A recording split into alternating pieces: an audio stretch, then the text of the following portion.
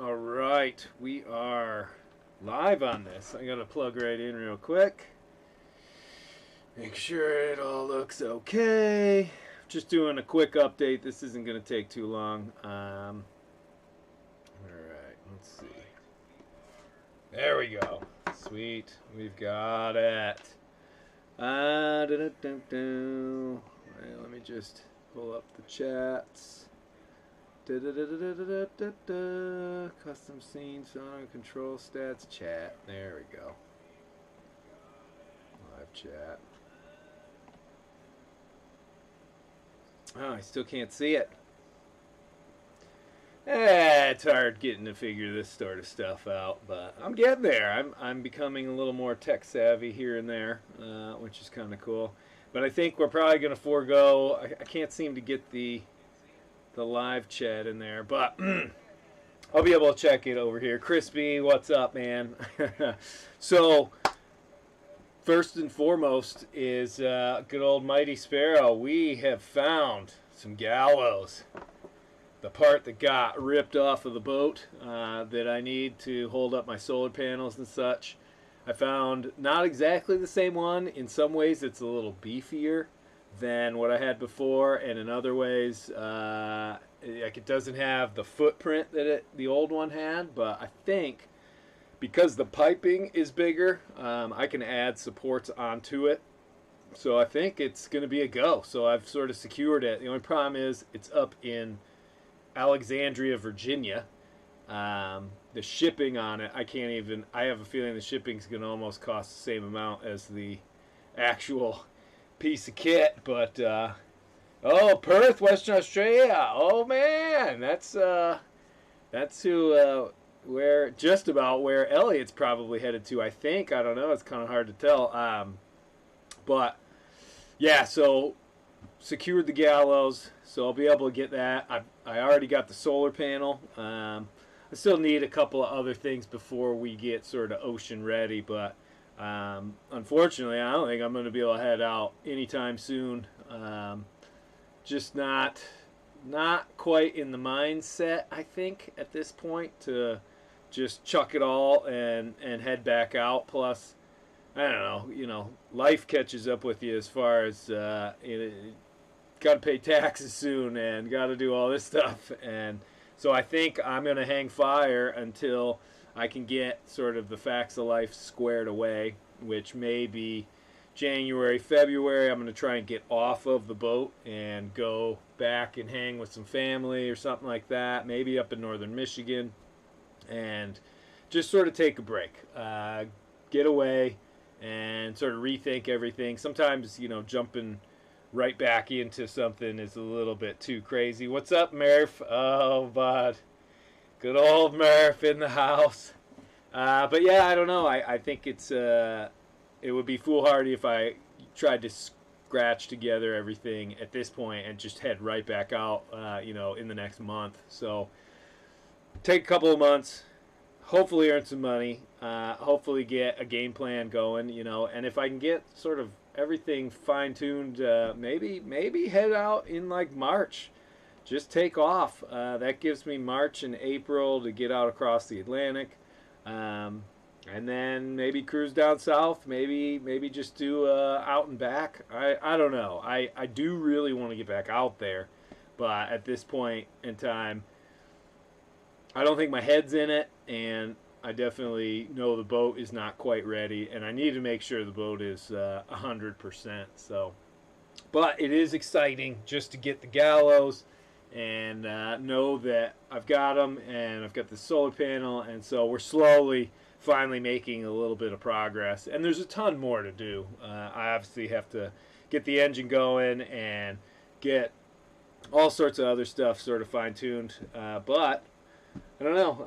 I think it's all doable projects. Come back to the boat in February, punch out a bunch of stuff when it's not quite so cold, and then just blast forward and see where we go. I mean, a huge part of me wants to get back up there to Maine, to go and work for everybody and do at least at the bare minimum do the launch season. But you know, we'll sort of have to see. It's too far down the line to really be able to nail anything down at this point. But guaranteed, I've got to get the boat up there. Whether or not I am able to work or whatever, who knows? But we'll sort of see, and we'll come to that one. Hold on, I just got to check one thing.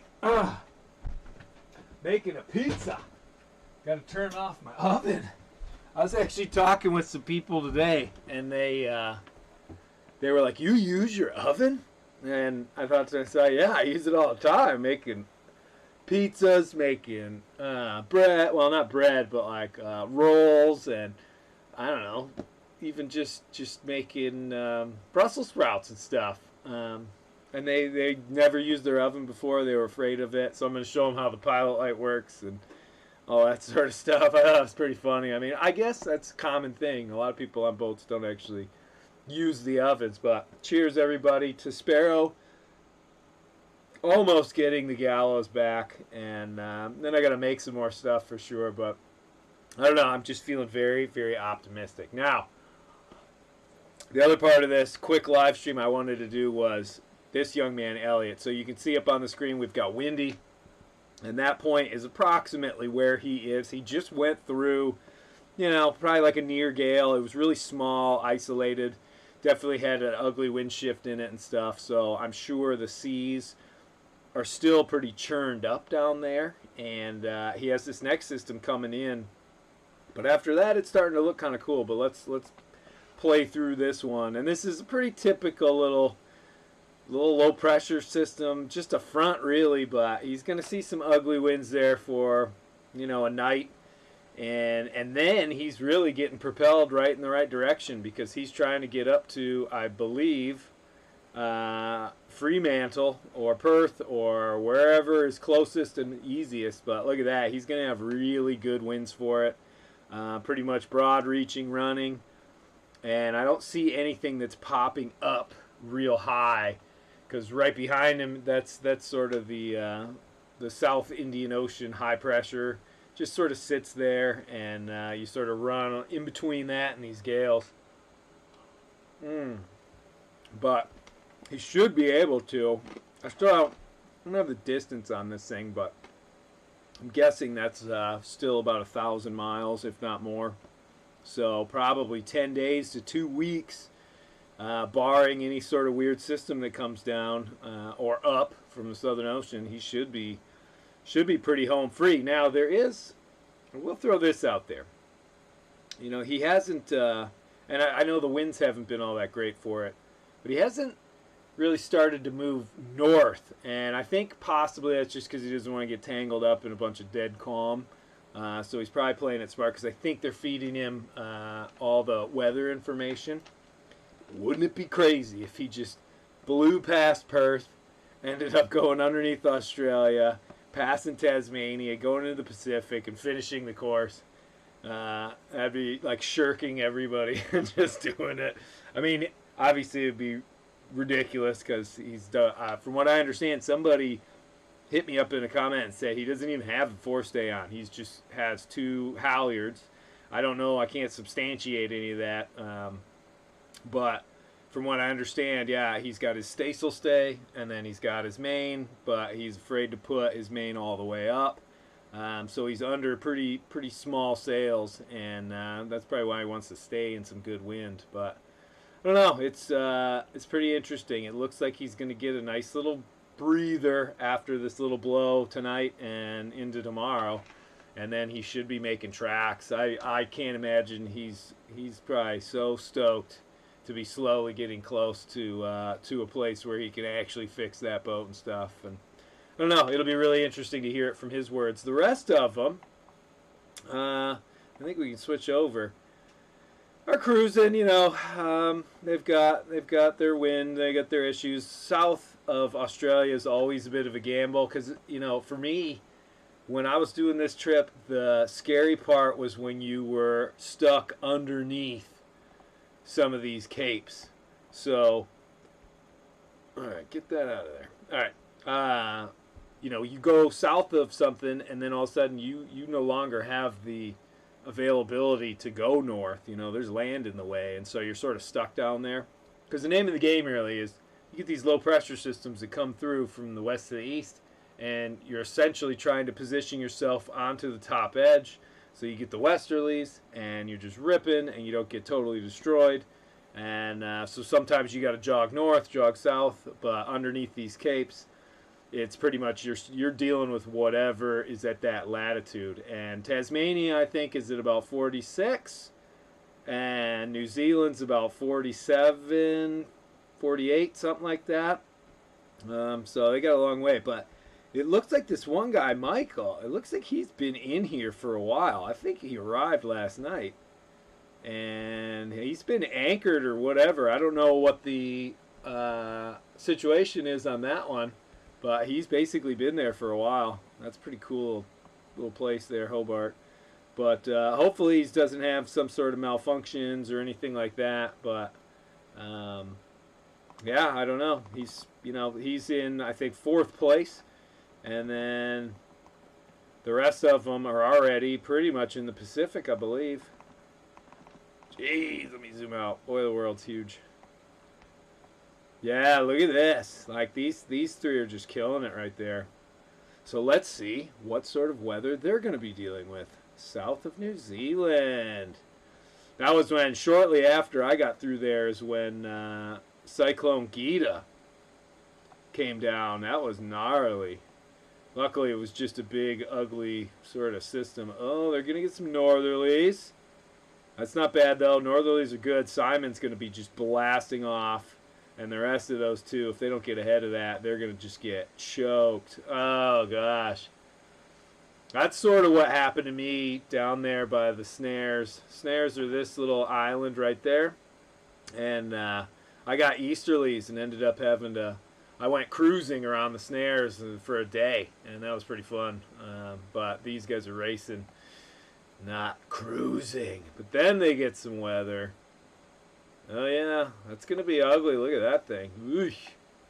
Tell you, that's what you really don't like, because you get winds like this, and that boxes the compass, as Knox Johnson used to say. So essentially, the waves come from every direction by the time this thing moves past, and it's so hard to sail in those conditions. If you have a lot of wind, you're bashing your boat because you're plowing into these waves and getting jostled. And if you don't have enough wind, you're getting rocked and rolled so hard that you literally would want to do anything else than be on that boat right then and there.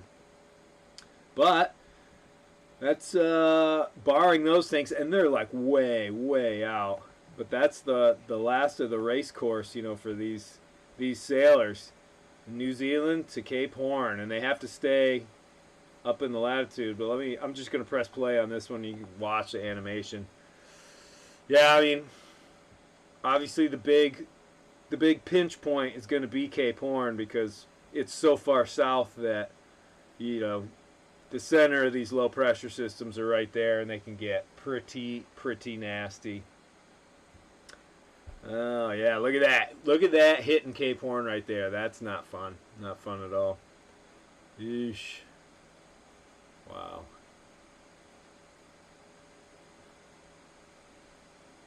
Huh.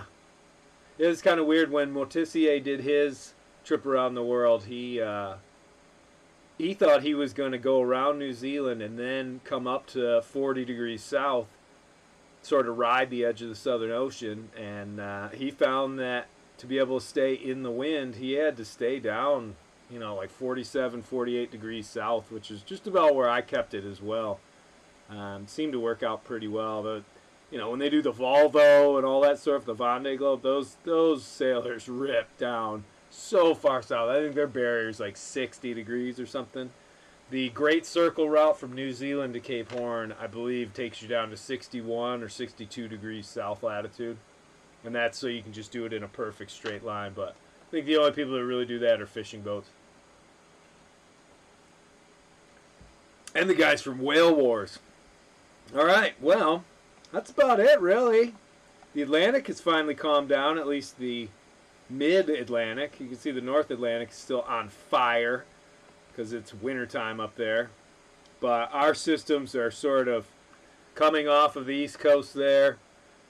heading out into the open ocean, collecting, turning into massive gales up top, and then the next one comes out 3 or 4 days later. You know, and this is kind of the pattern you see, I guess. And for me, if I were to try and take off, it really is, you know, you catch the edge of one of these. So I'm leaving from like Charleston area. So I want those westerlies. And the trick is, you know, you've got the Bermuda and the Azores high here, trying to ride the westerlies without getting totally walloped, and not get caught up by these easterly trade winds. Just listen to Joshua Slocum's audiobook and his problems getting away from South America, southern South America. Oh yeah, Slocum, imagine he doesn't have an engine, and he's down there trying to get through the Straits of Magellan. There's natives that are trying to basically steal his boat and probably kill him. He makes it through at one point and then gets hit by a gale and gets pushed back. He goes through what's called the Milky Way, which is essentially just rocks and gnarled waves and all this sort of stuff, just to wind up back in at the Beagle Channel. It was just, it's unbelievable what he was trying to do in that boat. I don't know. It's such an epic story. That's definitely one of the biggest influences in my sort of sailing career. Is Slocum, Knox Johnson, Motissier. Those three are just, I don't know, they spellbound me. But in any event, that's gonna be pretty much it. I gotta eat some dinner, get some more stuff done, and everything like that. But I don't know. Thanks for everybody tuning in. I'm gonna just try and throw these out whenever I can. And whenever I have something valid to say, I guess. But thanks, everybody, for tuning in. And that's pretty much it. I'm going to stop the stream right there.